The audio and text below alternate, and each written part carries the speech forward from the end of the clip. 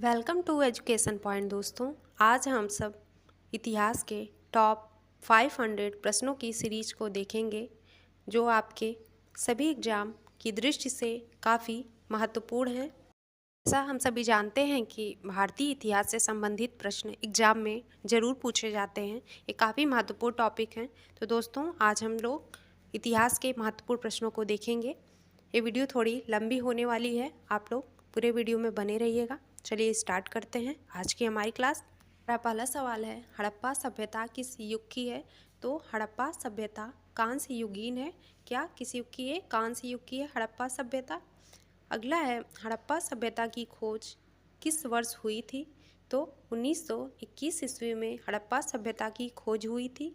और किसने किया था हड़प्पा सभ्यता की खोज? तो दयाराम साहनी ने 1921 ईस्वी में हड़प्पा सभ्यता की खोज किया था। अगला है, हड़प्पा निवासी किस प्रमुख धातु से अपरिचित थे? तो हड़प्पा निवासी जो हैं वे लोहा धातु जो थी उससे अपरिचित थे। कौन सी धातु है? लोहा। नेक्स्ट है, सिंधु घाटी सभ्यता में विशाल स्नानागार कहाँ पाया जाता है? तो जो सिंधु घाटी सभ्यता है वहाँ पे विशाल स्नानागार है वह मोहनजोदड़ो में पाया जाता है। नेक्स्ट है, भारत में खोजा गया सबसे पुराना शहर कौन सा था? तो हड़प्पा जो था भारत में खोजा गया सबसे पुराना शहर है आपका। नेक्स्ट है, हड़प्पा सभ्यता में हल से जोते गए खेत के साक्ष्य कहाँ से मिले हैं? तो हड़प्पा सभ्यता में हल से जोते गए जो खेत के साक्ष्य हैं वह कालीबंगा से हमको मिले हैं। कहाँ से? कालीबंगा से मिले हैं। अगला सवाल है, कालीबंगा स्थल जो है राजस्थान के किस जिले में स्थित है? तो कालीबंगा आपका हनुमानगढ़ जो राजस्थान का जिला है हनुमानगढ़ वहाँ पर स्थित है। हनुमानगढ़ में स्थित है, याद रखिएगा, इम्पॉर्टेंट है। नेक्स्ट है, हड़प्पा सभ्यता का सर्वाधिक मान्यता प्राप्त काल कौन सा है? तो 2500 ईसा पूर्व से 1700 ईसा पूर्व का समय जो है हड़प्पा सभ्यता का सर्वाधिक मान्यता वाला काल है। नेक्स्ट है, जैन धर्म के प्राचीन आगम ग्रंथों की भाषा क्या थी? तो जैन धर्म के प्राचीन आगम ग्रंथों की भाषा आपकी प्राकृत भाषा थी। कौन सी भाषा थी? प्राकृत भाषा। अगला है, किस चीनी शासक ने 1341 ईस्वी में मोहम्मद बिन तुगलक के दरबार में अपना राजदूत भेजा था? तो कौन था वह? तोगन तिमूर था जिसने 1341 ईस्वी में मोहम्मद बिन तुगलक के दरबार में अपना राजदूत भेजा था। अगला देखते हैं, मयूर सिंहासन किसने बनवाया था? तो शाहजहां ने मयूर सिंहासन को बनवाया था। किसने? शाहजहां ने। नेक्स्ट है, शाहजहां की बेगम का नाम क्या था? तो शाहजहां की बेगम का नाम मुमताज़ था। क्या नाम था? मुमताज़ था। अगला है, मयूर सिंहासन को बनाने वाले जो कलाकार थे उनका नाम क्या था? तो जो मयूर सिंहासन था उसको बनाने वाला कलाकार बादल खां था। क्या नाम था? बादल खां। अगला है, दिल्ली के सुल्तानों में ऐसा कौन था जिसने योग्यता के आधार पर पद देना प्रारंभ किया था? मोहम्मद बिन तुगलक था जिसने योग्यता के आधार पर पद देना शुरू किया था। अगला है, मोहम्मद बिन तुगलक ने अपनी राजधानी कहाँ स्थानांतरित की थी? तो मोहम्मद बिन तुगलक ने अपनी राजधानी दौलताबाद में स्थापित की थी। कहाँ स्थानांतरित की? दौलताबाद में। अगला है, मोहम्मद तुगलक के दरबार में किसने 17 साल गुजारा? तो बर्नी था। क्या नाम था उनका? बर्नी, जो कि मोहम्मद तुगलक के दरबार में 17 साल गुजारे थे उन्होंने। नेक्स्ट है, कण्व वंश का अंतिम शासक कौन था? तो सुशर्मा कण्व वंश का अंतिम शासक था। क्या नाम है? सुशर्मा। अगला है, सातवाहन वंश की स्थापना किसने की थी? तो सिमुक ने सातवाहन वंश की स्थापना की थी। क्या नाम है? सिमुक। अगला है, भारत पर आक्रमण करने वाले विदेशी आक्रमणकारियों का क्रम इस प्रकार है ना, कैसे है? यूनानी, पिसक, पल्लव, कुषाण। भारत में आक्रमण करने वाले विदेशी आक्रमणकारी थे जिनका क्रम दिया गया है यूनानी, शक, पल्लव और कुषाण। नेक्स्ट है, गुप्त वंश का संस्थापक कौन था? तो गुप्त वंश का संस्थापक श्रीगुप्त था। कौन? श्रीगुप्त। अगला है, गुप्त वंश का प्रथम सम्राट कौन बना? तो जो गुप्त वंश है उसका प्रथम सम्राट चंद्रगुप्त प्रथम बना। कौन था? चंद्रगुप्त प्रथम बना। अगला है, गुप्त संवत की शुरुआत किसने की थी? तो चंद्रगुप्त प्रथम ने। किसने? चंद्रगुप्त प्रथम ने गुप्त संवत की शुरुआत की थी। अगला है, हीनयान तथा महायान किस धर्म के दो भाग हैं? तो हीनयान और महायान जो हैं वे बौद्ध धर्म के भाग हैं आपके। कौन सा धर्म? बौद्ध धर्म के भाग हैं। चंद्रगुप्त प्रथम के बाद गुप्त वंश का शासक कौन बना? तो चंद्रगुप्त प्रथम के बाद जो गुप्त वंश का शासक बना वह समुद्रगुप्त था। अगला है कि शासक को भारत का नेपोलियन कहा जाता है? तो समुद्रगुप्त को भारत का नेपोलियन कहा जाता है। किनको? समुद्रगुप्त को। हरिशेन किसके दरबार में कवि थे? तो समुद्रगुप्त के दरबार में हरिशेन आपके कवि थे। नेक्स्ट है कनिष्क किस वंश का शासक था? तो कनिष्क कुषाण वंश का शासक था। किस वंश का? कुषाण वंश का। अगला है गुप्त काल में स्वर्ण मुद्राओं को क्या कहा जाता था? तो दिनार के नाम से जाना जाता था। गुप्त काल में जो स्वर्ण मुद्राएं हैं उनको दिनार कहा जाता था। अगला है कृषि के विकास के लिए मोहम्मद बिन तुगलक ने किस विभाग की स्थापना की? तो कृषि के विकास के लिए मोहम्मद बिन तुगलक ने दिनार ए कोही विभाग की स्थापना किया। दिनार ए कोही विभाग। अगला है मोहम्मद बिन तुगलक ने किसे चीन के शासक तोगन तिमूर के दरबार में अपना राजदूत बनाकर भेजा? तो इब्न बतूता को चीन के शासक तोगन तिमूर के दरबार में मोहम्मद बिन तुगलक ने अपना राजदूत बना के भेजा था। किसको? इब्न बतूता को। अगला है मोहम्मद बिन तुगलक को मानसिक रूप विक्षिप्त किसने माना? तो ब्रिटिश इतिहासकार जो एल्फिंस्टन थे। कौन? ब्रिटिश इतिहासकार एल्फिंस्टन मोहम्मद बिन तुगलक को मानसिक रूप से विक्षिप्त माने थे। अगला है महावीर ने जैन धर्म के सिद्धांतों में कौन सा सिद्धांत जोड़ा था? तो ब्रह्मचर्य सिद्धांत जो है महावीर ने जैन धर्म के सिद्धांतों में जोड़ा था। अगला है महावीर के निर्वाण के बाद जैन संघ का अगला अध्यक्ष कौन हुआ? तो महावीर के निर्वाण के बाद जो जैन संघ का अगला अध्यक्ष हुआ वह सुधर्मन था। कौन? सुदर्शन। नेक्स्ट है वैदिक काल में यव किसे कहा जाता था? वैदिक काल में जौ को यव के नाम से जाना जाता था। जौ को ही यव कहा जाता था।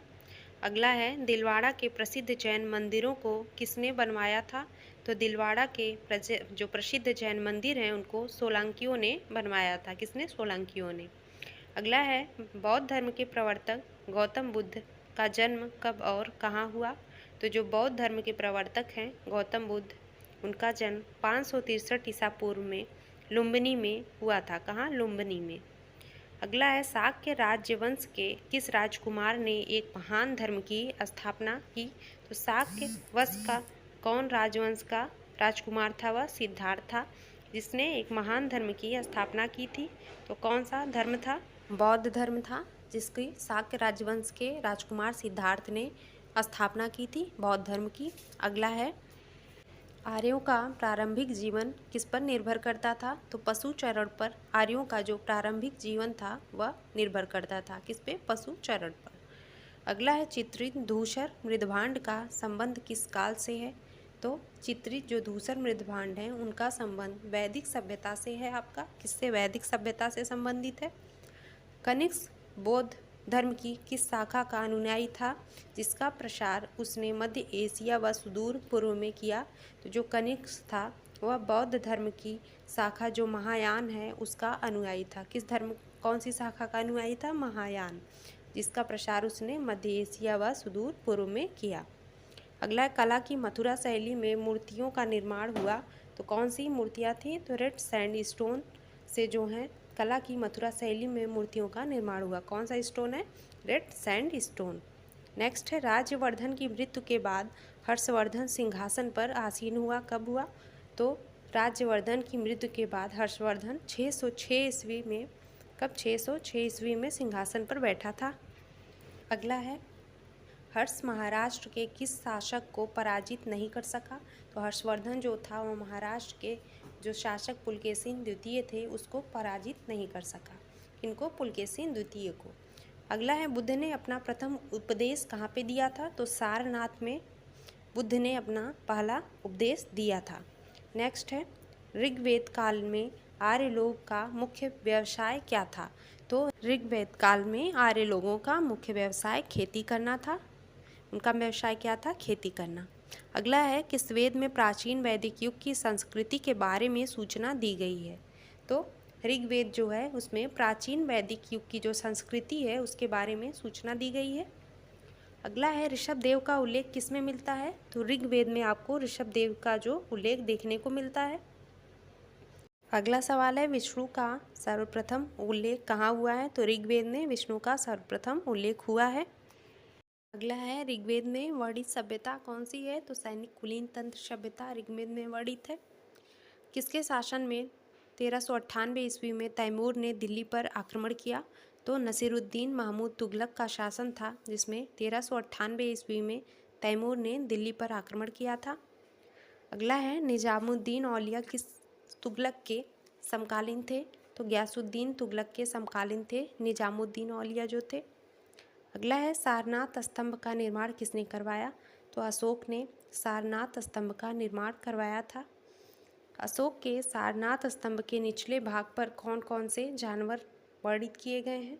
तो हाथी, घोड़ा, सांड और सिंह, ये 4 जो हैं जानवर को निरूपित किया गया है अशोक का जो सारनाथ स्तंभ है उसके निचले भाग पे। अगला है, किसने सहिष्णुता, उदारता और करुणा के त्रिविध आधार पर राजवंश की स्थापना की थी? तो अशोक ने सहिष्णुता, उदारता और करुणा के त्रिविध आधार पर राजवंश की स्थापना की थी। नेक्स्ट है, अशोक ने कहाँ चोल, पांड्य, केरल पुत्र और सतीय पुत्रों का अपनी पड़ोसी शक्तियों के रूप में उल्लेख किया है? तो शिलालेख द्वितीय में चोल, पांड्य, केरल पुत्र और सती पुत्रों का अशोक ने अपनी पड़ोसी शक्तियों के रूप में उल्लेख किया है। अगला है, अशोक के अभिलेख में उसके किस एकमात्र पुत्र की चर्चा की गई है? तो अशोक के अभिलेख में जो उसका एकमात्र पुत्र तीवर है उसकी चर्चा की गई है। दिल्ली सल्तनत में सबसे लंबी अवधि तक किस वंश का शासन था? तो दिल्ली सल्तनत में तुगलक वंश का शासन सबसे लंबी अवधि तक था। अगला है, हिंदुस्तान की राजधानी दिल्ली से दौलताबाद किस शासक ने स्थानांतरित की थी? तो जो हिंदुस्तान की राजधानी पहले दिल्ली थी उसको दौलताबाद में मोहम्मद बिन तुगलक ने स्थानांतरित किया था। अगला है, अशोक ने अपने किस शिलालेख में स्वयं का उल्लेख किया है? तो उनका स्वयं का जो उल्लेख किया गया है शिलालेख माशकीय शिलालेख है, जिसमें अशोक ने स्वयं का उल्लेख किया है। अशोक के ब्राह्मी अभिलेखों को सर्वप्रथम किसने पढ़ा? तो जेम्स प्रिंसेप ने अशोक के ब्राह्मी अभिलेखों को सबसे पहले पढ़ा था। अगला है, श्रीनगर की स्थापना किस शासक ने की थी? तो अशोक ने श्रीनगर की स्थापना की थी। नेक्स्ट है, किसके संरक्षण में अकबर ने 1560 ईस्वी तक शासन किया? तो बैरम खां के संरक्षण में अकबर ने 1560 ईस्वी तक शासन किया। अगला देखते हैं, मध्यकालीन भारत का प्रथम शासक कौन था जिसने सती प्रथा पर निषेध लगाया? तो मध्यकालीन भारत का प्रथम शासक वह मोहम्मद बिन तुगलक था, जिसने सती प्रथा पर निषेध यानी रोक लगाया था। किस सल्तनत ने सर्वप्रथम उत्तर भारत में सिंचाई हेतु नहरों का जाल सब फैला दिया था? तो वह कौन था? फिरोज तुगलक था, जिसने सबसे पहले उत्तर भारत में सिंचाई हेतु नहरों का जाल फैलाया था। मराठा शक्ति का उदय कब हुआ? तो 17वीं शताब्दी के उत्तरार्ध में मराठा शक्ति का उदय हुआ था। नेक्स्ट है, किसके नेतृत्व में 17वीं शताब्दी के उत्तरार्ध में मराठा शक्ति का जन्म हुआ? तो शिवाजी के नेतृत्व में जो 17वीं शताब्दी के उत्तरार्ध में मराठा शक्ति का जन्म हुआ था। अगला है, बाबर का जन्म कब और कहाँ हुआ था? तो बाबर का जन्म फरगना में 24 फरवरी 1483 ईस्वी में हुआ था। कब? 24 फरवरी 1483 ईस्वी में फरगना में। अगला है, बाबर भारत पर पहला आक्रमण किसके विरुद्ध किया था? तो यूसुफजाइयों के विरुद्ध में बाबर ने भारत पर पहला आक्रमण किया था।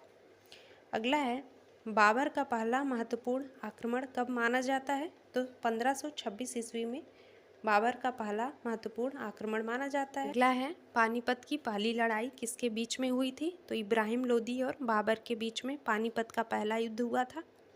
अगला है, पानीपत की पहली लड़ाई कब लड़ी गई? तो 1526 ईस्वी में लड़ा गया था पानीपत का प्रथम युद्ध।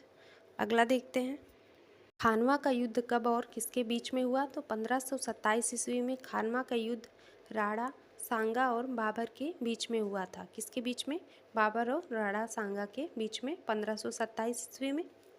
अगला है, बाबर और मेदिनी राय के बीच युद्ध हुआ उसको हम किस नाम से जानते हैं?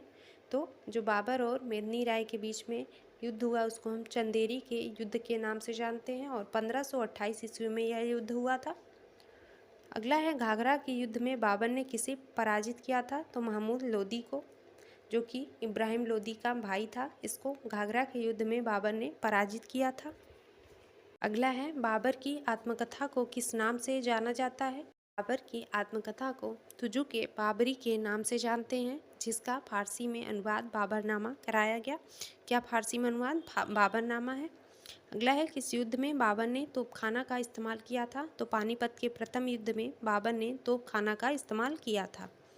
नेक्स्ट है, पानीपत का द्वितीय युद्ध कब और किसके बीच लड़ा गया? तो 1556 ईस्वी में पानीपत का द्वितीय युद्ध अकबर और हेमू विक्रमादित्य के बीच में लड़ा गया था।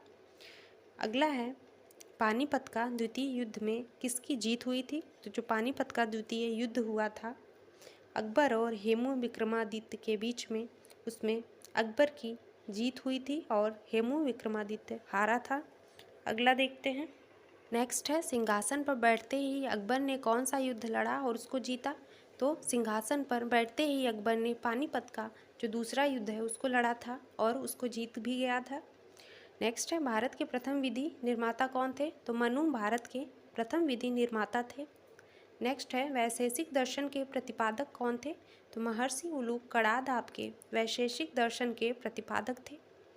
अगला सवाल है, न्याय दर्शन के प्रतिपादक कौन थे? तो महर्षि गौतम न्याय दर्शन के प्रतिपादक थे। और सांख्य दर्शन के प्रतिपादक कौन थे? तो कपिल मुनि आपके सांख्य दर्शन के प्रतिपादक थे। ये जितने भी प्रतिपादक दिए गए हैं सभी मोस्ट इम्पॉर्टेंट है, आप लोग याद रखिएगा, एग्जाम में पूछ सकता है आपसे। अगला है, पूर्व मीमांसा दर्शन के प्रतिपादक कौन थे? तो जैमिनी पूर्व मीमांसा दर्शन के प्रतिपादक थे। अगला है, कांचीपुरम के कैलाशनाथ मंदिर का निर्माण किसने करवाया था? तो कांचीपुरम का जो कैलाशनाथ मंदिर है उसका निर्माण नरसिंहवर्मन द्वितीय ने नरसिंहवर्मन द्वितीय ने करवाया था।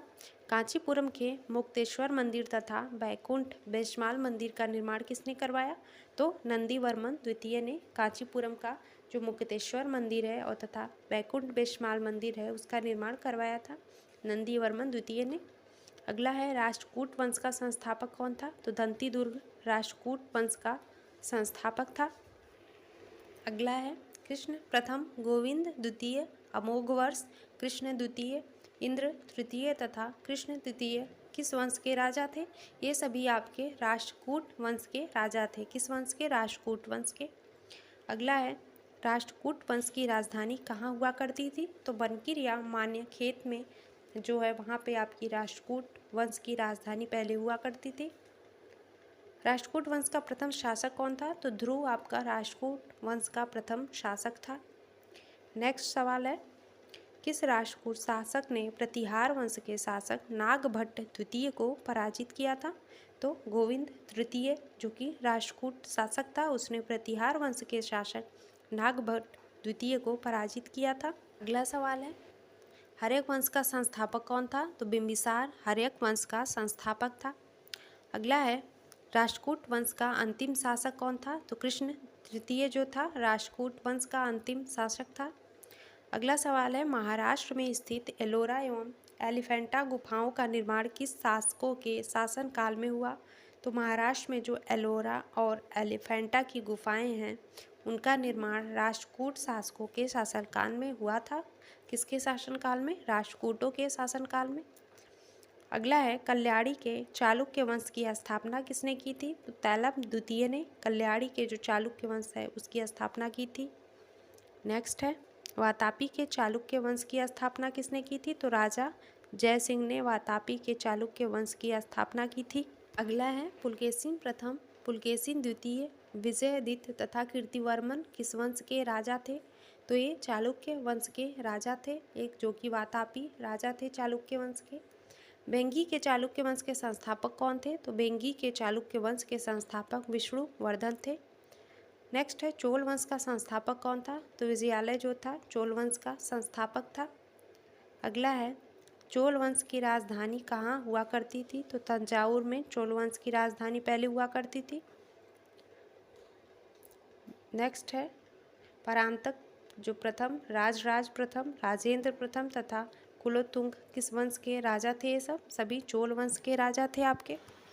अगला है तंजौर का राजराजेश्वर शिव मंदिर का निर्माण किसने करवाया था?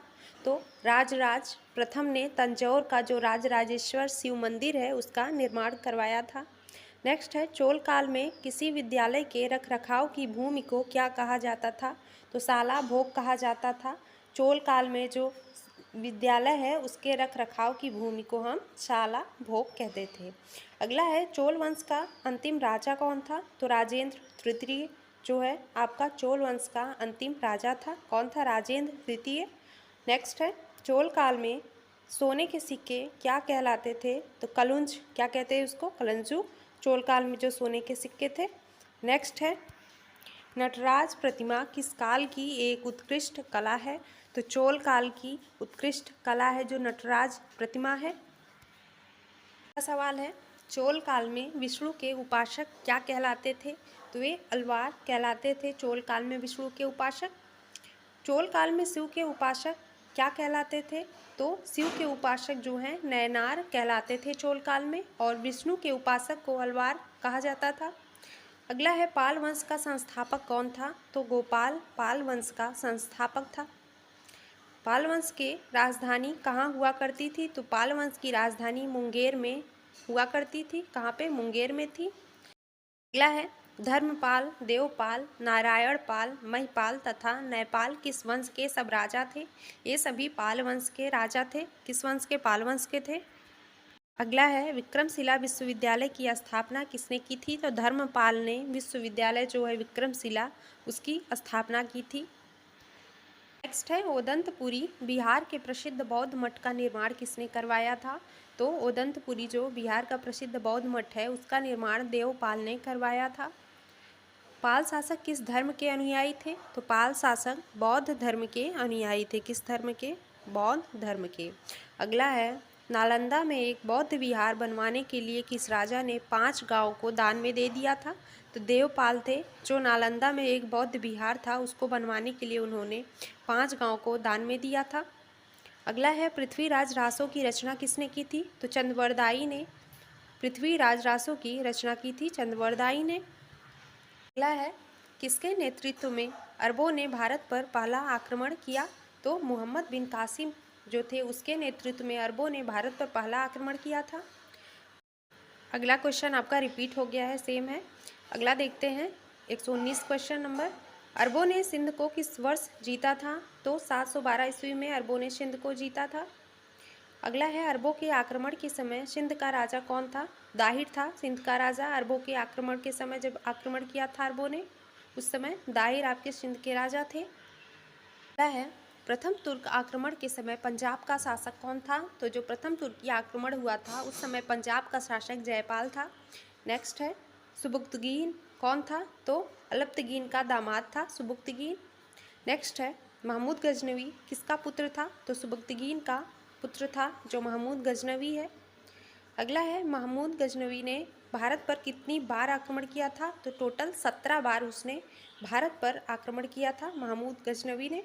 उसने भारत पर पहली बार आक्रमण कब किया था? तो 1001 ईस्वी में उसने भारत पर पहली बार आक्रमण किया था महमूद गजनवी ने। अगला है 932 ईस्वी में किसने गजनी नामक साम्राज्य की स्थापना की थी? अलप्तगीन ने गजनी नामक साम्राज्य की स्थापना की थी। किसने? अलप्तगीन ने। अगला देखते हैं महमूद गजनवी ने अंतिम भारतीय आक्रमण किसके विरोध में किया था? तो 17वां आक्रमण जो 1027 ईस्वी में हुआ था या महमूद गजनवी का जो था अंतिम आक्रमण था। यह आक्रमण आपका सिंध और मुल्तान के तटवर्ती क्षेत्रों के जाटों के विरुद्ध में हुआ था। इसमें जो जाट थे वे पराजित हुए थे। तो किसके विरोध में हुआ था? तो यह आक्रमण सिंध और मुल्तान के तटवर्ती क्षेत्रों के जाटों के विरुद्ध में हुआ था और इसमें याद रखिएगा जाट जो थे पराजित हो गए थे। नेक्स्ट है सुल्तान की उपाधि धारण करने वाला प्रथम शासक कौन था? तो महमूद गजनी जो था वह सुल्तान की उपाधि धारण करने वाला पहला शासक था। अगला है अलबर्नी, फिरदौसी, उत्पी तथा फारूकी किसके दरबारी कवि थे? ये सभी आपके महमूद गजनवी के दरबारी कवि थे। अलबर्नी, फिरदौसी, उत्पी तथा फारूकी। अगला देखते हैं महमूद गजनवी की मृत्यु कब हुई थी? तो 1030 ईस्वी में महमूद गजनी की मृत्यु हुई थी। अगला है प्राचीन भारत के बारे में जानकारी हेतु प्रमुख स्रोतों में से एक धर्म ग्रंथ में कितने वेद हैं? तो एक धर्म ग्रंथ में कुल 4 आपके वेद हैं और उनका नाम है ऋग्वेद, यजुर्वेद, सामवेद तथा अथर्ववेद। ये आपके चारों वेद हैं। अगला है, किस वेद में हमें आर्यों के राजनीतिक प्रणाली तथा इतिहास के बारे में जानकारी मिलती है? तो ऋग्वेद में हमको आर्यों के राजनीतिक प्रणाली और उसके इतिहास के बारे में जानकारी मिलती है। नेक्स्ट है, चारों वेदों में से सबसे प्राचीन वेद आपका कौन सा है? तो ऋग्वेद सबसे प्राचीन वेद माना जाता है आपका, याद रखिएगा। अगला देखते हैं, मत्स्य पुराण से हमें किस वंश के बारे में पता चलता है? तो आंध्र सातवाहन वंश के बारे में हमको मत्स्य पुराण है उससे पता चलता है। किस वंश के बारे में? सातवाहन वंश के बारे में। अगला है, मोहम्मद बिन तुगलक की मृत्यु कहाँ हुई? तो मोहम्मद बिन तुगलक की मृत्यु सिंध के थट्टा में हुई थी। कहाँ? सिंध के थट्टा में। अगला है, मोहम्मद बिन तुगलक के बाद दिल्ली का शासक कौन बना? तो फिरोज शाह तुगलक जो था वह मोहम्मद बिन तुगलक की मृत्यु के बाद दिल्ली का शासक बना। नेक्स्ट है, फिरोज शाह तुगलक किसका बेटा था? तो जो फिरोज शाह तुगलक है वह गयासुद्दीन के छोटे भाई जो रज्जब हैं उनका बेटा था। अगला है, हिंदू माता से उत्पन्न पहला मुस्लिम शासक कौन था? तो फिरोज शाह तुगलक था। अगला देखते हैं, फिरोज शाह तुगलक ने इस्लामी कानूनों द्वारा स्वीकृत कौन से कर लगाए? तो खराज, खम्स, जजिया और ज़कात कर लगाया उसने। अगला है, गरीबों की सहायता के लिए फिरोज शाह ने किस विभाग की स्थापना की? तो दीवाने खैरात नामक दान विभाग की स्थापना की थी जो फिरोज शाह थे गरीबों की सहायता के लिए। अगला है, सिंचाई की सुविधा के लिए फिरोज शाह तुगलक ने कितने नहर बनवाए? तो कुल 5 नहर बनवाया था फिरोज शाह तुगलक ने सिंचाई के लिए। अगला है, फिरोज शाह ने कितनी कृत्रिम झीलों का निर्माण करवाया? तो कुल 30 कृत्रिम झील जो थी उसका निर्माण फिरोज शाह तुगलक ने करवाया था। सवाल है, फिरोज शाह ने किस नाम से सिक्के चलवाए थे? तो अदूधा, विख और संसगानी नाम के सिक्के जो हैं फिरोज शाह ने चलाए थे। किसने सैन्य सेवा को वंशानुगत बनाया? तो फिरोज शाह तुगलक जो था उन्होंने सैन्य सेना को वंशानुगत बनाया था। नेक्स्ट है, फिरोज शाह ने कहाँ से अशोक स्तंभ मंगवाकर फिरोज शाह कोटला में स्थापित करवाया? तो मेरठ तथा टोपरा से इन्होंने जो फिरोज शाह हैं उन्होंने अशोक स्तंभ को मंगवाकर फिरोज शाह कोटला में स्थापित करवाया था। फतवा या जहांदारी और तारीखे फिरोजा शाही की रचना किसने की? बर्नी ने फतवा ए जहांदारी और तारीखे फिरोजा शाही की रचना की थी। किसने? बर्नी ने। अगला है, फिरोज शाह तुगलक ने अपनी आत्मकथा किस नाम से लिखी? तो फतूहात ए फिरोज शाही। किस नाम से? फतूहात ए फिरोज शाही के नाम से फिरोज शाह तुगलक ने अपनी आत्मकथा को लिखा। अगला सवाल है, निजामुद्दीन औलिया किस तुगलक के समकालीन थे? तो गयासुद्दीन तुगलक के समकालीन थे निजामुद्दीन औलिया जो थे। सारनाथ स्तंभ का निर्माण किसने करवाया था? तो अशोक ने सारनाथ स्तंभ का निर्माण करवाया। अशोक के जो सारनाथ स्तंभ है उसके निचले भाग पे कौन कौन से जानवर जो है निरूपण किए गए हैं? हाथी, घोड़ा, सांड, सिंह। ये जानवर जो हैं अशोक के सारनाथ स्तंभ के निचले भाग पर अंकित किए गए हैं। किसने सहिष्णुता, उदारता और करुणा के त्रिविध आधार पर राजवंश की स्थापना की थी? तो अशोक ने सहिष्णुता, उदारता और करुणा के त्रिविध आधार पर राजवंश की स्थापना की थी। अगला है, अशोक ने कहाँ चोल, पांड्य, केरल पुत्र और क्षत्रिय पुत्रों का अपनी पड़ोसी शक्तियों के रूप में उल्लेख किया है? तो जो शिलालेख द्वितीय है उनका, अशोक ने वहाँ पर चोल, पांड्य, केरल पुत्र और क्षत्रिय पुत्रों का अपनी पड़ोसी शक्तियों के रूप में उल्लेख किया है शिलालेख सेकंड में। अगला है, अशोक के अभिलेख में उसके किस एकमात्र पुत्र की चर्चा की गई है? तो उनका एकमात्र पुत्र का नाम है तीवर, जिसका अशोक के अभिलेख में चर्चा की गई है।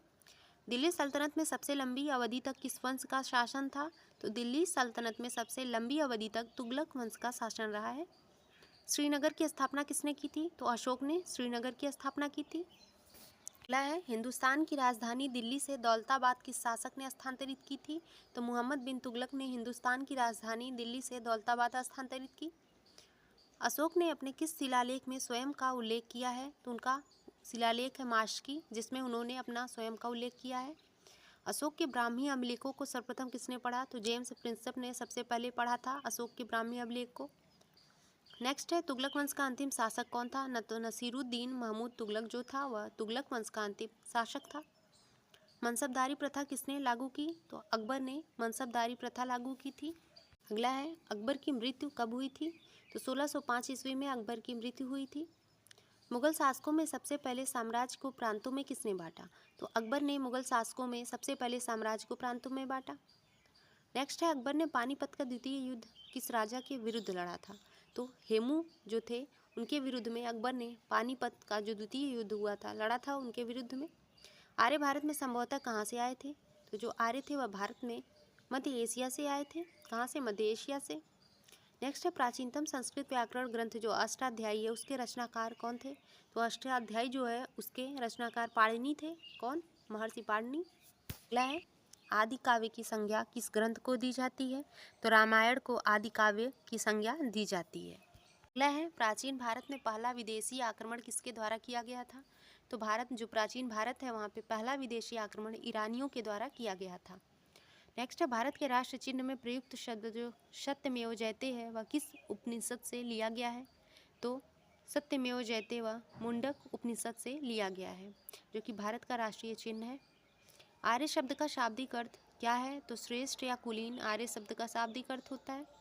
किस वेद में प्राचीन वैदिक युगीन संस्कृत के बारे में जानकारी मिलती है? तो ऋग्वेद में हमको प्राचीन वैदिक युगीन संस्कृत के बारे में जानकारी मिलती है। अगला सवाल है वेदों की संख्या कितनी है? तो वेदों की संख्या 4 है। कौन कौन से वेद हैं? ऋग्वेद, यजुर्वेद, सामवेद, अथर्ववेद। ये आपके 4 वेद हैं। अगला है जैन धर्म के प्रथम तीर्थंकर कौन थे? तो ऋषभदेव जैन धर्म के प्रथम तीर्थंकर थे। महात्मा बुद्ध के बचपन का नाम क्या था? तो सिद्धार्थ था महात्मा बुद्ध के बचपन का नाम। महात्मा बुद्ध का जन्म स्थान कहाँ था? तो लुम्बिनी नेपाल में महात्मा बुद्ध का जन्म स्थान है। सिकंदर ने भारत पर आक्रमण कब किया? तो 326 ईसा पूर्व में सिकंदर ने भारत पर आक्रमण किया। अगला है सिकंदर एवं पौरस के मध्य युद्ध किस नदी के तट पर लड़ा गया था? तो सिकंदर पौरस के मध्य जो युद्ध हुआ था वह झेलम नदी के तट पर लड़ा गया था। कौन सा युद्ध था? हाइडेस्पीच का युद्ध था आपका। अगला देखते हैं मगध की प्रथम राजधानी कौन सी थी? तो गिरिब्रज जो थी मगध की प्रथम राजधानी थी। नेक्स्ट नंद वंश के संस्थापक कौन थे? तो महापद्मानंद जो थे महापद्मानंद व नंद वंश के संस्थापक थे। नंद वंश का अंतिम शासक कौन था? तो धनानंद जो था वह नंद वंश का अंतिम शासक था। नेक्स्ट है बौद्ध धर्म का पवित्र ग्रंथ क्या कहलाता है? तो त्रिपिटक कहलाता है बौद्ध धर्म का पवित्र ग्रंथ। जैन धर्म का पवित्र ग्रंथ क्या कहलाता है? तो आगम कहलाता है। क्या? आगम। महावीर स्वामी के बचपन का नाम क्या था? तो वर्धमान था महावीर स्वामी के बचपन का नाम। अगला है महावीर स्वामी के पिता का नाम क्या था? तो सिद्धार्थ था। महात्मा बुद्ध के पिता का नाम क्या था? तो उनके पिता का नाम सुद्धोधन था। अगला है भारत में पहली बार एक लोक सेवा आयोग की स्थापना का उल्लेख किस एक्ट में था? तो the government of India act 1919 में पहली बार एक लोक सेवा आयोग की स्थापना का उल्लेख किया गया। सन्यासी विद्रोह किस क्षेत्र में हुआ था? तो बंगाल में सन्यासी विद्रोह हुआ था। अखिल भारतीय किसान सभा का प्रथम अध्यक्ष कौन था? तो स्वामी सहजानंद अखिल जो भारतीय किसान सभा है उसके प्रथम अध्यक्ष थे स्वामी सहजानंद। अगला है इंडिपेंडेंस लीग की स्थापना किसने की थी? सुभाष चंद्र बोस ने इंडिपेंडेंस लीग की स्थापना की थी। किसने? सुभाष चंद्र बोस ने। अगला है भारतीय द्वारा साइमन कमीशन का विरोध क्यों किया गया था? तो आयोग में कोई भारतीय सदस्य न होने के कारण भारतीय द्वारा साइमन कमीशन का विरोध किया गया था। कर्नल वायली की हत्या के आरोप में किसको मृत्युदंड दिया गया था? तो मदन लाल धिंगरा को कर्नल वायली की हत्या के आरोप में मृत्युदंड दे दिया गया था। वंदे मातरम पत्र के संपादक कौन थे? तो अरविंद घोष वंदे मातरम पत्र के संपादक थे। अगला सवाल है महात्मा गांधी ने दांडी यात्रा कब प्रारंभ की? तो 12 मार्च 1930 को महात्मा गांधी ने दांडी यात्रा प्रारंभ की थी। अगला है हिंद स्वराज पुस्तक किसने लिखी? तो महात्मा गांधी ने हिंद स्वराज पुस्तक को लिखा। नेक्स्ट है राजपूताना के किस एक राज्य ने अकबर की संप्रभुता स्वीकार नहीं की थी? मेवाड़ राज्य ने अकबर की संप्रभुता को स्वीकार नहीं किया था। अगला है जहांगीर के बचपन का नाम क्या था? तो सलीम नाम था। अगला है राजगद्दी पर बैठते ही जहांगीर के खिलाफ किसने विद्रोह कर दिया था? तो जहांगीर का पुत्र जो खुसरो था उसने राजगद्दी पर बैठते ही जहांगीर के खिलाफ विद्रोह किया था। किस नाम से जहांगीर के सिक्के जारी करवाए? तो जहांगीर ने निसार नाम से सिक्के जारी करवाए थे। अगला देखते हैं किसके नेतृत्व में पहली बार मुगल दरबार में अंग्रेज आए थे? तो मिशन कैप्टन हॉकिंस के नेतृत्व में पहली बार मुगल दरबार में जो अंग्रेज आए। नेक्स्ट है, मुगल काल में किस अंग्रेज के नेतृत्व ने व्यापारिक अनुमति प्राप्त करने में सफलता पाई? तो मुगल काल में सर टॉमस रो जो अंग्रेज थे उनके नेतृत्व में व्यापारिक अनुमति प्राप्त करने में सफलता पाई। नेक्स्ट है, भारत में अंग्रेज़ों ने पहला कारोबारी केंद्र कब और कहाँ स्थापित किया? तो 1613 ईस्वी में सूरत में स्थापित किया था। अगला है, वायु पुराण से हमें किस वंश के बारे में पता चलता है? तो गुप्त वंश के बारे में हमको पता चलता है वायु पुराण से। नेक्स्ट है, किस वेद में जादू, टोना, तंत्र, मंत्र तथा वशीकरण का उल्लेख मिलता है? तो अथर्ववेद में हमको जादू, टोना, तंत्र मंत्र और वशीकरण का उल्लेख देखने को मिलता है। हीनयान का प्रमुख ग्रंथ कौन सा है? तो कथावस्तु हीनयान का प्रमुख ग्रंथ है। जैन साहित्य को क्या कहा जाता है? तो आगम कहा जाता है जैन साहित्य को। जैन धर्म के प्रारंभिक इतिहास के बारे में किससे जानकारी मिलती है? तो कल्पसूत्र से हमको जैन धर्म के प्रारंभिक इतिहास के बारे में जानकारी मिलती है। महावीर के जीवन कृत्यों की जानकारी किस ग्रंथ में मिलती है? तो भगवती सूत्र ग्रंथ है जिसमें महावीर के जीवन के जो कृत्य हैं उनके बारे में हमको जानकारी मिलती है।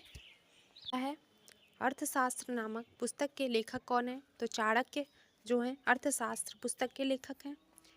चाणक्य को अन्य किस नाम से भी जानते हैं हम लोग? तो कौटिल्य तथा विष्णुगुप्त के नाम से हम लोग चाणक्य को जानते हैं। इनका एक और दो नाम है, याद रखिएगा, कौटिल्य और विष्णुगुप्त। मौर्यकालीन इतिहास के बारे में हमें किससे जानकारी मिलती है? तो चाणक्य के जो इतिहास हैं उनसे हम लोग मौर्यकालीन इतिहास के बारे में जानकारी लेते हैं। राजतरंगिणी पुस्तक के रचयिता तो कल्हड़ हैं। राजतरंगी से हमें किसके इतिहास के बारे में पता चलता है? तो कश्मीर के इतिहास के बारे में हमको राजतरंगिणी जो है उससे जानकारी मिलती है। अगला देखते हैं, अरबों की सिंध विजय से संबंधित पुस्तक जो चचनामा है उसके लेखक कौन है? तो अली अहमद चचनामा पुस्तक के लेखक हैं। संस्कृत भाषा व्याकरण की प्रथम पुस्तक जो अष्टाध्यायी है उसके लेखक कौन थे? तो महर्षि पाणिनि जो थे वे संस्कृत भाषा व्याकरण जो उसकी प्रथम पुस्तक अष्टाध्यायी है उसके लेखक हैं। नेक्स्ट है, मौर्य के पहले का इतिहास तथा मौर्य युगीन राजनीतिक अवस्था के बारे में हमें किससे जानकारी मिलती है? तो पाणिनि के जो अष्टाध्यायी हैं ग्रंथ उससे हमको मौर्य के पहले का इतिहास और मौर्य युगीन राजनीतिक अवस्था के बारे में जानकारी मिलती है। ज्योतिष ग्रंथ गार्गी संहिता के लेखक कौन है? तो कात्यायन जो हैं वे गार्गी संहिता जो कि एक ज्योतिष ग्रंथ है उसके लेखक हैं। अगला सवाल है, किस कश्मीरी नौपाषाणिक पुरास्थल से गड्ढा घर का साक्ष्य मिला है? तो बुर्ज होम से हमको गड्ढा घर का साक्ष्य मिला है। निम्न में से किसने सर्वप्रथम 1863 ईस्वी में भारत में पुरापाषाण कालीन औजारों की खोज की? तो रॉबर्ट ब्रुसफुट ने 1863 ईस्वी में भारत में पुरापाषाण कालीन औजारों की खोज की थी। भारत का सबसे प्राचीन नगर कौन सा है? तो मोहनजोदाड़ो जो है आपका भारत का सबसे प्राचीन नगर है। सिंध भाषा में मोहनजोदाड़ो को हम लोग क्या कहते हैं? उसको हम सिंध की भाषा में मृतकों का टीला भी कहते हैं। भारत में मनुष्य संबंधी सबसे पहला प्रमाण कहाँ से मिला है? तो नर्मदा घाटी से हमको भारत में मनुष्य संबंधी सबसे पहला प्रमाण मिला है। नेक्स्ट है, सिंधु सभ्यता का काल क्या था? तो 2400 ईसा पूर्व से 1700 ईसा पूर्व का टाइम है सिंधु सभ्यता का। सिंधु सभ्यता के काल का निर्धारण किस विश्लेषण पद्धति के द्वारा किया गया है? तो रेडियो कार्बन पद्धति के द्वारा सिंधु सभ्यता के काल का निर्धारण किया गया है। अगला है, हड़प्पा की खोज किसने की थी? तो दयाराम साहनी ने 1921 ईस्वी में हड़प्पा सभ्यता की खोज की थी। सिंधु सभ्यता का प्रमुख बंदरगाह कौन सा है? तो लोथल जो कि गुजरात में है सिंधु सभ्यता का प्रमुख बंदरगाह। सिंधु घाटी सभ्यता का स्थल जो कालीबंगा है किस राज्य में है? तो कालीबंगा आपका राजस्थान में है। अगला है, सिंधु घाटी सभ्यता का सबसे बड़ा अन्नागार कहाँ मिला है? तो मोहनजोदड़ो से सिंधु घाटी सभ्यता का सबसे बड़ा अन्नागार हमको मिला है। सिंधु घाटी सभ्यता में अग्निकुंड कहाँ से प्राप्त हुए हैं? तो लोथल और कालीबंगा से सिंधु घाटी सभ्यता में अग्निकुंड हमको देखने को मिले हैं। सिंधु घाटी सभ्यता में नर्तकी की एक कांस्य की मूर्ति हमको कहाँ से मिली है? तो कांस्य की मूर्ति जो है मोहनजोदाड़ो से हमको मिली है। इंपॉर्टेंट है, याद रखिएगा। अगला है, सिंधु सभ्यता में मुख्य फसल कौन सी थी? तो गेहूँ और जौ था सिंधु सभ्यता की मुख्य फसल थी। सिंधु सभ्यता के लोग मिठास के लिए किसका प्रयोग करते थे? तो हनी यानी जो शहद है उसका प्रयोग सिंधु सभ्यता के लोग मिठास के लिए किया करते थे। अगला है, मोहनजोदड़ो की खोज किसने की? तो राखालदास बनर्जी ने 1922 ईस्वी में मोहनजोदाड़ो की खोज की थी।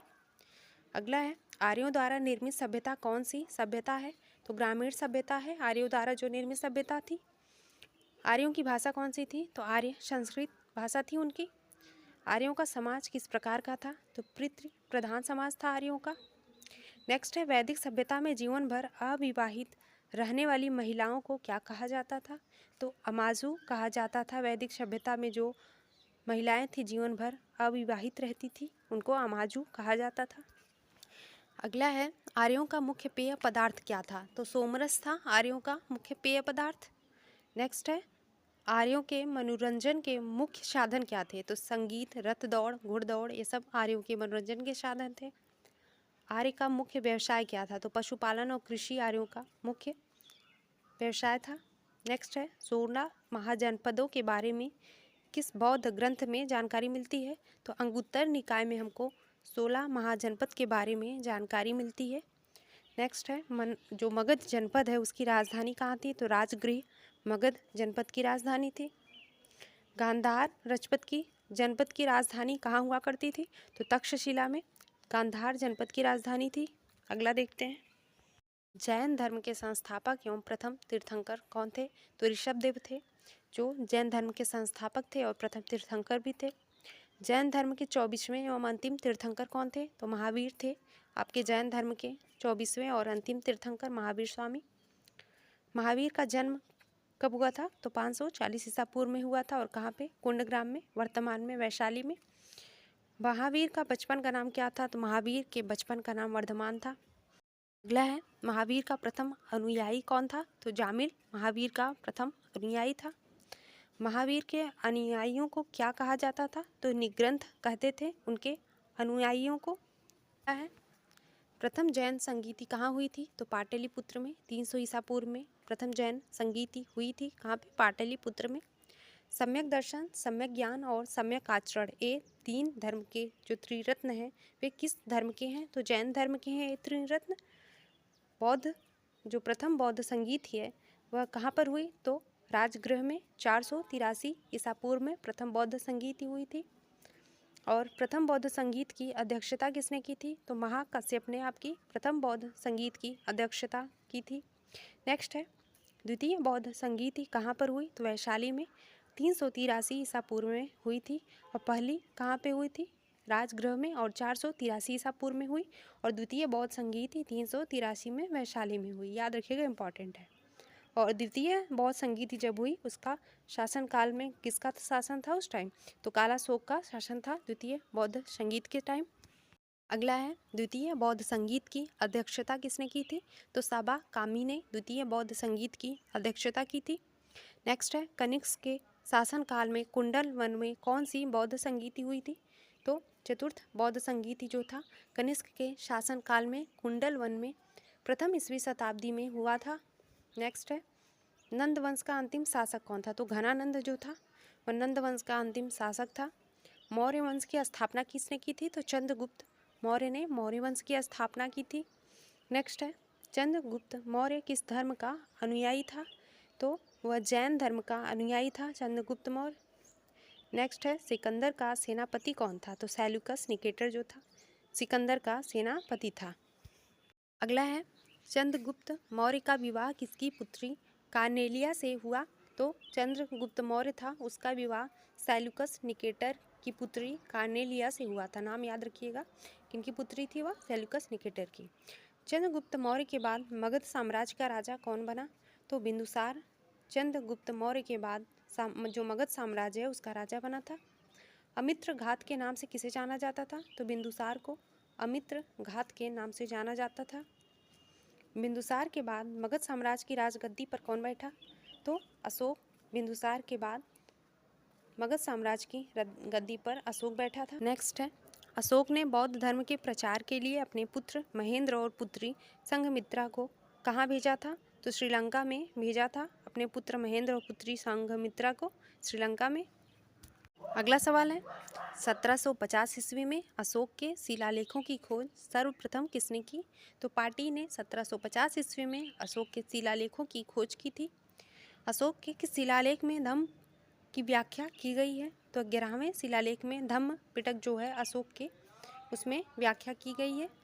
अशोक के शिलालेखों की संख्या कितनी है? तो 14 संख्या है। कितनी टोटल है? 14 अशोक के शिलालेखों की संख्या। अशोक के स्तंभ लेखों की संख्या कितनी है? तो 7 है। अगर पूछेगा स्तंभ लेख तो आप बताएंगे अशोक के 7 स्तंभ लेख हैं और शिलालेखों की संख्या 14 है। सिकंदर किसका शिष्य था? तो सिकंदर अरस्तु का शिष्य था। अगला सवाल है, शुंग वंश की स्थापना किसने की थी? तो पुष्यमित्र शुंग ने शुंग वंश की स्थापना की। और शुंग वंश का अंतिम शासक कौन था? तो देवभूति जो था शुंग वंश का अंतिम शासक था। नेक्स्ट है, कण्व वंश की स्थापना किसने की? तो वासुदेव ने कण्व वंश की स्थापना की थी। नेक्स्ट है, कण्व वंश का अंतिम शासक कौन था? तो सुशर्मा जो था वह कण्व वंश का अंतिम शासक था। अगला है, गुप्त वंश का संस्थापक कौन था? तो श्रीगुप्त गुप्त वंश का संस्थापक था। अगला सवाल है, सातवाहन वंश की स्थापना किसने की थी? तो आइए जानते हैं। सातवाहन वंश की स्थापना 230 से 60 ईसा पूर्व के बीच राजा सिमुक ने की थी। किसने? राजा सिमुक ने सातवाहन वंश की स्थापना की थी। जो सातवाहन राजवंश के सिमुक सातकर्णी प्रथम, गौतमी पुत्र सातकर्णी, वशिष्ठ पुत्र पुलुमावी, यज्ञश्री सातकर्णी प्रमुख राजा थे। ये सभी 7 जो थे प्रमुख सातवाहन वंश के राजा थे। अगला है, गुप्त वंश का प्रथम सम्राट कौन बना? तो चंद्रगुप्त प्रथम आपका गुप्त वंश का प्रथम सम्राट बना। नेक्स्ट है, गुप्त संवत की शुरुआत किसने की थी? तो चंद्रगुप्त प्रथम ने गुप्त संवत की शुरुआत की थी। अगला है, हीनयान तथा महायान किस धर्म के 2 भाग हैं? तो बौद्ध धर्म के 2 भाग हैं, हीनयान तथा महायान। चंद्रगुप्त प्रथम के बाद गुप्त वंश का शासक कौन बना? तो समुद्रगुप्त चंद्रगुप्त प्रथम के बाद गुप्त वंश का शासक बना। किस शासक को भारत का नेपोलियन कहा जाता है? तो समुद्रगुप्त को भारत का नेपोलियन कहा जाता है। हरिशेर किसके दरबार में कवि थे? तो समुद्रगुप्त के दरबार में हरिशेर आपके कौन थे? दरबार में कवि थे। कनिष्क किस वंश का शासक था? तो कुषाण वंश का शासक था कनिष्क। नेक्स्ट है, गांधार शैली एवं मथुरा शैली है उसका विकास किसके शासनकाल में हुआ? तो कनिष्क के शासनकाल में गांधार शैली और मथुरा शैली का विकास हुआ। अगला सवाल है, किसे भारत का आइंस्टीन कहा जाता है? तो नागार्जुन को भारत का आइंस्टीन कहा जाता है।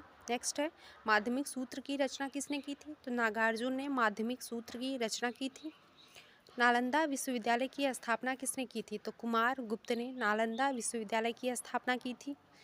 गुप्त वंश का अंतिम शासक कौन था? तो विष्णुगुप्त जो था गुप्त वंश का अंतिम शासक था। क्रांतिकारी युगांतर दल के नेता कौन थे? तो जतीन्द्रनाथ मुखर्जी क्रांतिकारी युगांतर दल के नेता थे। दिल्ली में सम्राट बहादुर शाह द्वितीय की सेना का सेना नायक कौन था? तो दिल्ली में सम्राट जो बहादुर शाह द्वितीय थे उनकी सेना का सेना नायक बख्त खां था। कौन? बख्त खां। सवाल है, ब्रिटिश नीतियों के विरुद्ध सर्वप्रथम विद्रोह करने वाला जनजातीय समूह कौन सा था? तो ब्रिटिश नीतियों के विरुद्ध में सबसे पहले विद्रोह करने वाला प्रथम जनजातीय समूह खासी जनजातीय समूह था। कौन था? खासी। किस नेता को भारत का बिस्मार्क कहा जाता है? तो सरदार वल्लभ भाई पटेल को भारत का बिस्मार्क कहा जाता है। सुरमा घाटी का किसान आंदोलन किस प्रदेश से संबंध रखता है? तो असम से संबंधित है सुरमा घाटी का जो किसान आंदोलन है। महात्मा गांधी ने किस आंदोलन के दौरान भूख हड़ताल को सर्वप्रथम सत्याग्रह के रूप में प्रयोग किया? तो अहमदाबाद आंदोलन के दौरान इन्होंने भूख हड़ताल को सबसे पहले सत्याग्रह के रूप में प्रयोग किया महात्मा गांधी ने। सवाल है, अंग्रेजों द्वारा किसी प्रांत के गवर्नर बनाए जाने वाले प्रथम भारतीय कौन थे? तो सत्येंद्र प्रसाद सिन्हा अंग्रेजों द्वारा किसी प्रांत के गवर्नर बनाए जाने वाले प्रथम भारतीय थे। अगला सवाल है, स्वामी विवेकानंद ने शेरनी, रविंद्रनाथ टैगोर ने लोकमाता तथा अरविंद घोष ने अग्नि शिखा का प्रयोग किसके लिए किया था? तो मार्गारेट नोबल जो सिस्टर निवेदिता थी उनके लिए किया गया था। इन्होंने इनका प्रयोग किया था। जो दिया है, स्वामी विवेकानंद ने शेरनी, रविंद्रनाथ टैगोर ने लोकमाता, अरविंद घोष ने अग्निशिखा नाम का प्रयोग किया। इनके लिए मार्गारेट नोबल जो सिस्टर निवेदिता है। किस वायसराय के शासनकाल में पहला फैक्ट्री अधिनियम पारित किया गया? तो लॉर्ड रिपन के शासनकाल में पहला फैक्ट्री अधिनियम पारित किया गया। अगला सवाल है, इतिहासकार स्मिथ ने समुद्रगुप्त की विजयों से प्रभावित होकर उसे क्या कहकर पुकारा था? इतिहासकार स्मिथ ने समुद्रगुप्त की विजयों से प्रभावित होकर उनको भारतीय नेपोलियन कहकर पुकारा। क्या कहा? भारतीय नेपोलियन। वर्तमान गणित में दशमलव प्रणाली आविष्कार का श्रेय किस युग को जाता है? तो गुप्त युग को जाता है। अजंता की गुफाओं में चित्र किस काल का है? तो गुप्त वंश का जो है अजंता की गुफाओं में चित्र है गुप्त काल का। किस वंश को भारत की संस्कृति में स्वर्ण युग कहा जाता है? तो गुप्त काल को ही भारत की संस्कृति में स्वर्ण युग कहा जाता है। अगला सवाल है, गुप्त वंश के किस शासक ने सर्वप्रथम महाधिराज की उपाधि धारण की थी? तो चंद्रगुप्त प्रथम ने सर्वप्रथम महाधिराज की उपाधि को धारण किया था। अपनी साहित्यिक कृतियों द्वारा भारतीय स्वतंत्रता संग्राम में सफल योगदान के लिए राष्ट्रकवि की उपाधि किसे दी गई थी? तो मैथिली शरण गुप्त को ये उपाधि दी गई थी राष्ट्रकवि की। सिंधु घाटी सभ्यता का नवीनतम स्थल तो धौलावीरा है। सिंधु सभ्यता के किस स्थल से दुनिया का सबसे पुराना स्टेडियम मिला है? तो धौलावीरा जो है वहाँ से दुनिया का सबसे पुराना स्टेडियम मिला है। अगला सवाल है, सैंधव सभ्यता के महान स्नानागार कहाँ से प्राप्त हुए हैं? तो मोहनजोदड़ो से हमको सैंधव सभ्यता के महान स्नानागार प्राप्त हुए हैं। मोहनजोदड़ो की खुदाई से पता चलता है कि तत्कालीन मकान कैसे बनाए जाते थे? तो पक्की ईंटों से बनाए जाते थे। हड़प्पा सभ्यता के लोग जो हैं वह किस पशु से परिचित नहीं थे? तो दरियाई घोड़ा था, उससे हड़प्पा सभ्यता के लोग परिचित नहीं थे। सिंधु घाटी की सभ्यता की खुदाई में विशाल स्नानागार है वह कहाँ से मिला है? तो मोहनजोदड़ो से मिला है। कौन सा पशु हड़प्पा सभ्यता में नहीं पाला जाता था? तो घोड़ा था, वह हड़प्पा सभ्यता में नहीं पाला जाता था। अगला है, हड़प्पा के निवासियों द्वारा आयातित सबसे महत्वपूर्ण वस्तु क्या थी? तो धातु और बहुमूल्य पत्थर हड़प्पा के निवासियों द्वारा आयातित सबसे महत्वपूर्ण वस्तु थी। सिंधु घाटी सभ्यता के लोग किससे अपरिचित थे? तो लोहे से अपरिचित थे सिंधु घाटी सभ्यता के लोग। उत्तरोत्तर हड़प्पा संस्कृति के अवशेष कहाँ से मिलते हैं हमको? तो रंगपुर से उत्तरोत्तर हड़प्पा संस्कृति के जो है अवशेष मिलते हैं। हड़प्पा कहाँ पर स्थित है? तो पंजाब में स्थित है आपका हड़प्पा। भारत का प्रथम वायसराय कौन था? तो लॉर्ड कैनिंग भारत का प्रथम वायसराय था। है तीसरे आंग्ल मैसूर युद्ध को रोकने के लिए टीपू सुल्तान ने कौन सी संधि की? तो श्रीरंगपत्तनम की संधि किया था। 1757 ईस्वी में क्लाइव ने किसे पराजित किया? तो सिराजुद्दौला को 1757 ईस्वी में क्लाइव ने पराजित किया था। प्लासी के युद्ध में अंग्रेजी सेना नेतृत्व किसने किया? तो रॉबर्ट क्लाइव ने। जो रॉबर्ट क्लाइव थे वह प्लासी के युद्ध में अंग्रेजी सेना का नेतृत्व किया था इन्होंने। कैबिनेट मिशन के अध्यक्ष कौन थे? तो Lord Pethick Lawrence cabinet mission के अध्यक्ष थे। नेक्स्ट है, क्रिप्स मिशन के प्रस्तावों को गांधी जी ने क्या कहा था? तो पोस्ट डेटेड चेक। क्या कहा? पोस्ट डेटेड चेक कहा था क्रिप्स मिशन के प्रस्तावों को गांधी जी ने। अगला है, महात्मा गांधी के राजनीतिक गुरु कौन थे? तो गोपाल कृष्ण गोखले महात्मा गांधी के राजनीतिक गुरु थे। उत्तरी भारत की प्रथम मुस्लिम महिला शासक या दिल्ली पर राज करने वाली प्रथम महिला शासक कौन थी? तो रजिया सुल्तान थी। सिंधु सभ्यता का पत्तन नगर जो बंदरगाह है वह कौन सा था? तो लोथल सिंधु सभ्यता का बंदरगाह था। भारतीय राष्ट्रीय कांग्रेस के संस्थापक कौन थे? तो A.O. ह्यूम भारतीय राष्ट्रीय कांग्रेस के संस्थापक थे। महात्मा बुद्ध द्वारा दिए गए प्रथम उपदेश को क्या कहा जाता था? तो धर्म चक्र प्रवर्तन महात्मा बुद्ध द्वारा दिए गए प्रथम उपदेश को कहा जाता है। अगला है, किस वेद की रचना गद्य और पद्य दोनों में है?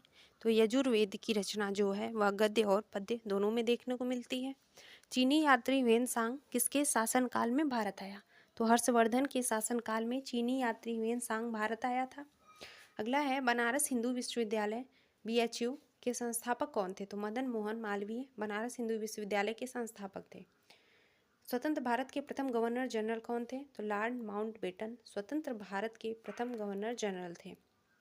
किस मुस्लिम शासक के सिक्कों पर देवी लक्ष्मी की जो आकृति है बनी हुई है? तो मोहम्मद गौरी एक मुस्लिम शासक था जिसके सिक्कों पर देवी लक्ष्मी की आकृति है। अगला सवाल है, कालाशोक की राजधानी क्या थी? कहाँ थी? तो पाटलिपुत्र कालाशोक की राजधानी थी। गायत्री मंत्र की रचना किसने की? तो विश्वामित्र ने गायत्री मंत्र की रचना की। लंदन में इंडिया हाउस की स्थापना किसने की? तो श्यामजी कृष्ण वर्मा ने लंदन में इंडिया हाउस की स्थापना की।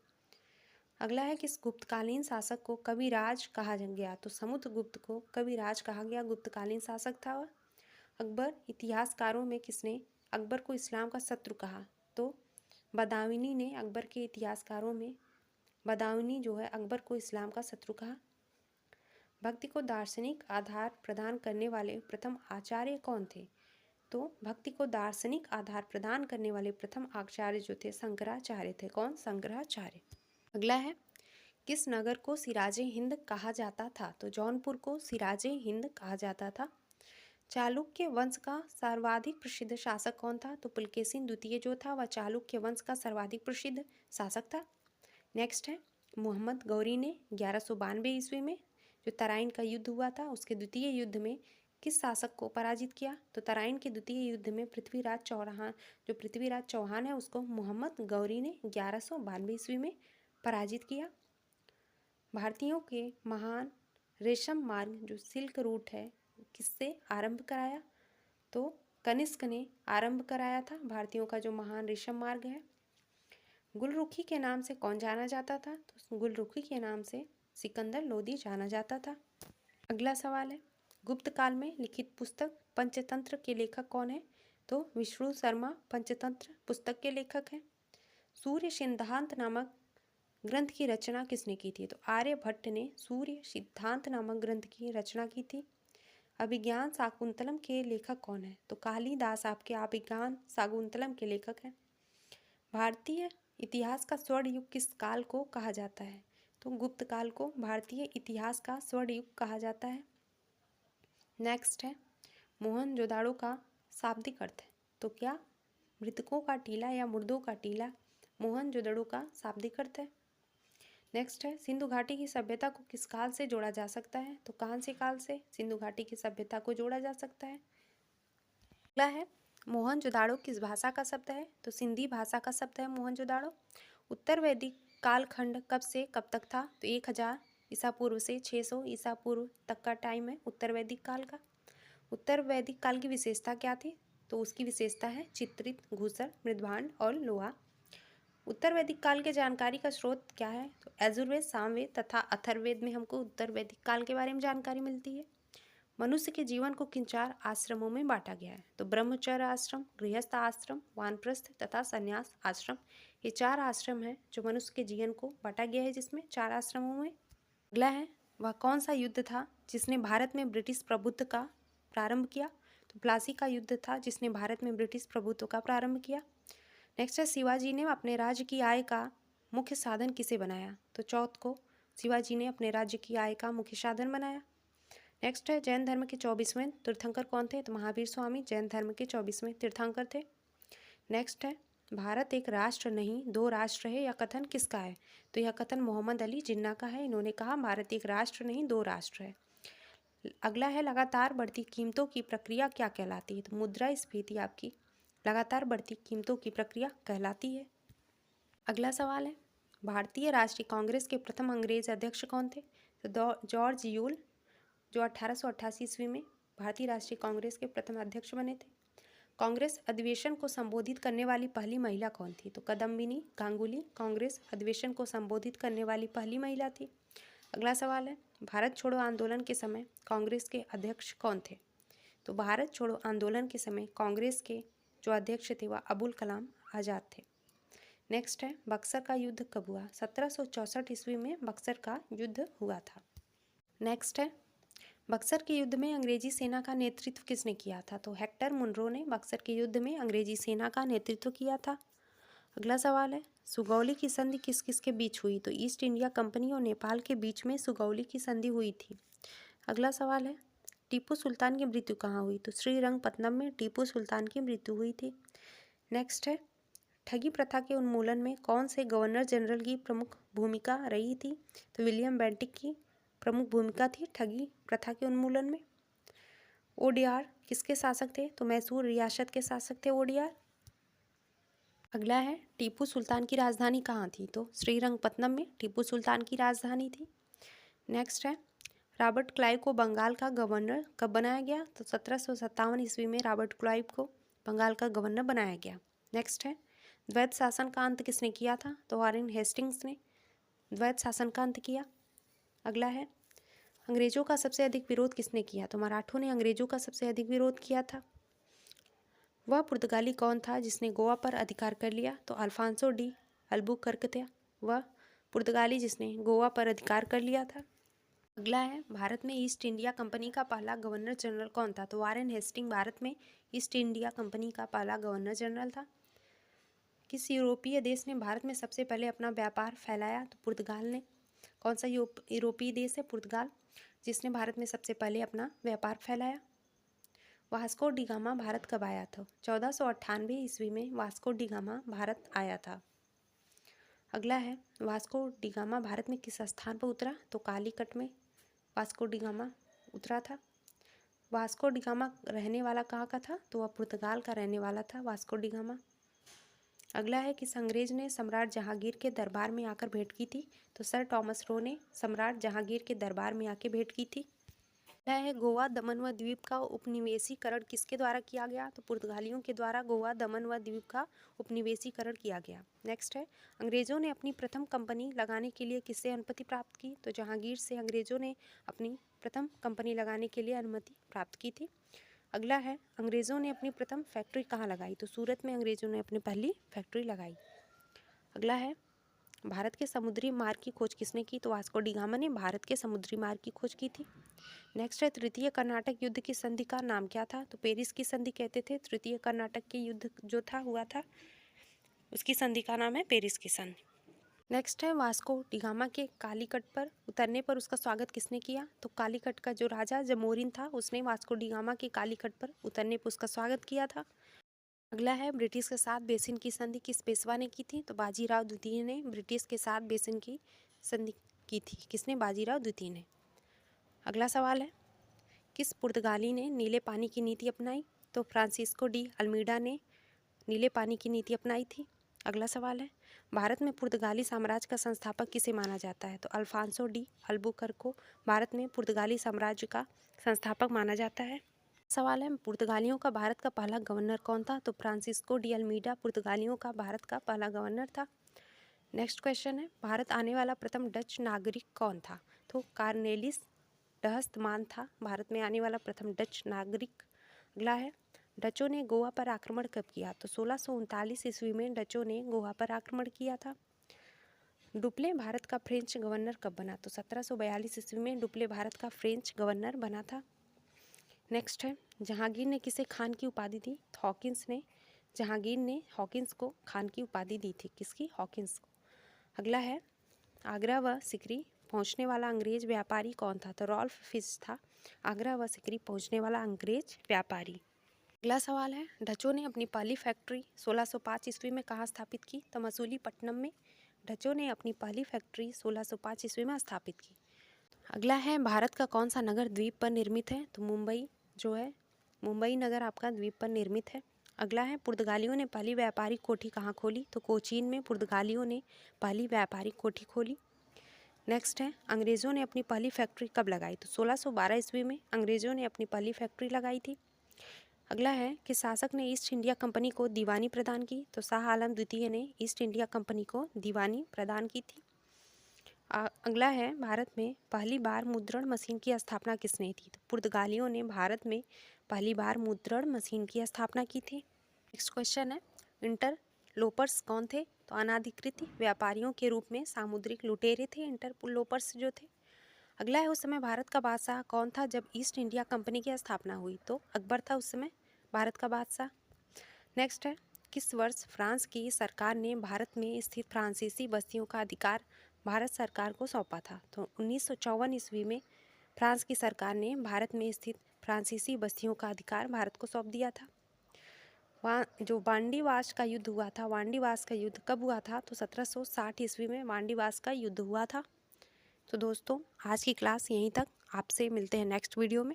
वीडियो अच्छी लगी हो तो लाइक शेयर सब्सक्राइब जरूर करिए। चलिए मिलते हैं नेक्स्ट वीडियो में। धन्यवाद।